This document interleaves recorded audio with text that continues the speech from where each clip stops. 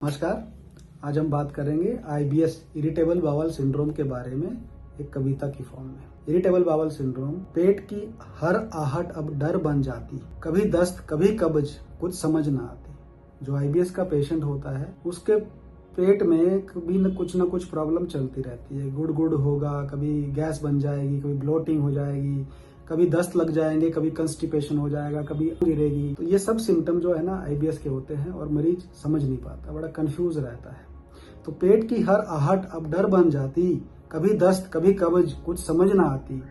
ना खाने का सुख ना पीने की तासीर, हर निवाले के बाद होती है पीड़। मतलब हर खाना खाने के बाद में पेट में दर्द शुरू हो जाता है। हर खाने के बाद लैट्रिन जाने का मन कर जाता है। हर खाना खाने के बाद में अजीब सी फीलिंग हो जाती है, गैस बहुत बर्पिंग हो जाती है शुरू। भूल नहीं, ये वहम नहीं, इसी को कहते हैं इरिटेबल बाउल सिंड्रोम। ये कोई ऐसा नहीं है कि ये ऐसा आपको हो रहा है, ये इरिटेबल बाउल सिंड्रोम इसे कहते हैं। पेट ठीक है पर दिमाग भी है जुड़ा, पेट ठीक है पर दिमाग भी है जुड़ा। तन की तकलीफ से मन भी है जुड़ा। मतलब पेट के बहुत सारे टेस्ट करके देख लिए, सब ठीक आते हैं, लेकिन आपकी समस्या खत्म नहीं हो रही। क्यों? क्योंकि उसके साथ मन भी जुड़ा हुआ है। मन को शांत ना किया अगर तो पेट ठीक नहीं होगा। ये चीज समझाने के लिए बड़ा डिफिकल्ट है मरीज को कि मेरे को तकलीफ पेट में है, लेकिन डॉक्टर बोल रहा है कि आप मन शांत करो। लेकिन ये जुड़े हुए हैं। जितना न्यूरल सर्किट दिमाग में होता है उससे कहीं ज्यादा पेट में होता है। पेट का अपना एक न्यूरल सर्किट होता है जिसको हम एंट्रिक नर्वस सिस्टम कहते हैं।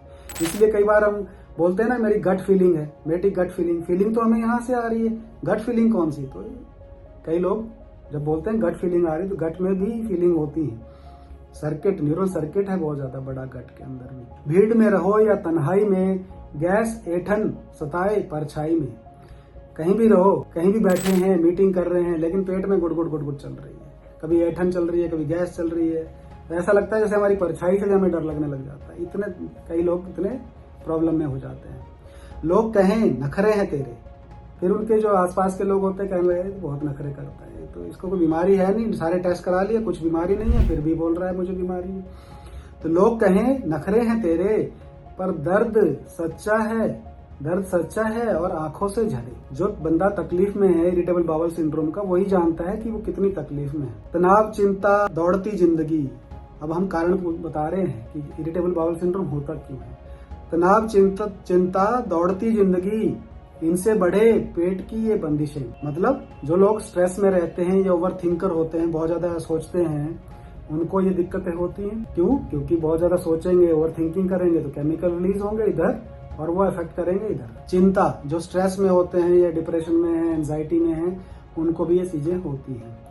दौड़ती जिंदगी, मतलब जो अपना ध्यान ही नहीं रखते, बस दौड़ भाग लगे हुए हैं सब जगह, अपना ध्यान रखने का भी टाइम नहीं है, उनको भी इरिटेबल बाउल सिंड्रोम होता है।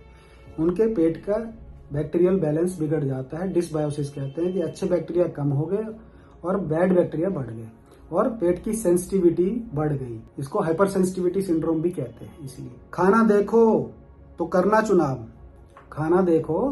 चुनाव, कभी छोले कभी दूध, हर चीज पे है सवाल। जो गैस बनाने वाली चीजें हैं, जिसको हाई फोडमैप डाइट हम कहते हैं, वो अवॉइड करने चाहिए। लो फोडमैप डाइट लेनी चाहिए। ये लो फोड डाइट आपको इजीली मिल जाएगा गूगल में अगर सर्च करेंगे तो। और दूध भी अवॉइड करना चाहिए, इसकी बजाय दही ज्यादा लेना चाहिए जिन लोगों को आईबीएस होता है। जागो अब ना छुपाओ, आईबीएस है यहाँ कोई नहीं घात।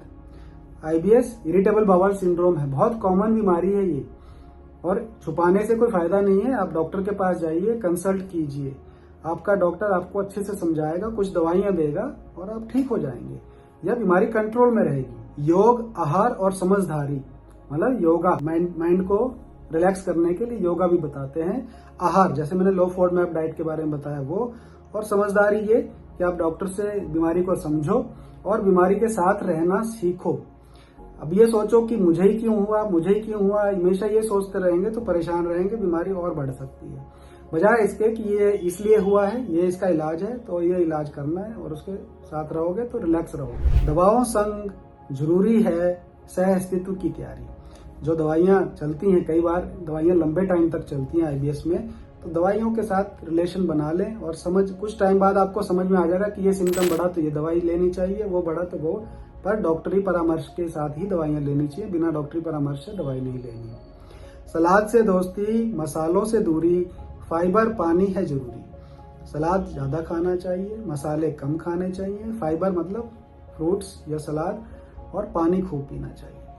मनोचिकित्सक भी है साथ निभाने को, क्योंकि दिमाग और आंख एक साथ ही है साथ निभाने को। जो मरीजों को बहुत ज़्यादा स्ट्रेस रहता है, टेंशन है, या जिनके सिम्टम ज़्यादा प्रिडोमिनेंट साइकेट्रिक हैं या एंजाइटी में बहुत ज़्यादा हैं, उनको साइकेट्रिक कंसल्टेशन भी ले लेना चाहिए। गैस्ट्रो के कंसल्टेशन के साथ साथ साइकेट्रिक कंसल्टेशन भी लेना चाहिए। इसमें हिचकना नहीं चाहिए, ये सब आपकी हेल्प के लिए होता है। अपनों को समझाओ, खुद से प्यार करो। अपनों को समझाओ, खुद से प्यार करो, शर्म नहीं, बस समझदारी से व्यवहार करो। अपने आप को कोसो नहीं कि मुझे क्यों हुआ, मुझे क्यों हुआ, कोसो नहीं। अच्छा सोचो, पॉजिटिव हो, पॉजिटिव थिंकर बनो। मैं अपने मरीजों को समझाता हूँ कि जब सुबह उठते हैं, शीशे के सामने जाते हैं, तब अपने आप से बात करो, अपने आप को बोलो मैं ठीक हूँ और मैं ठीक हो जाऊंगा।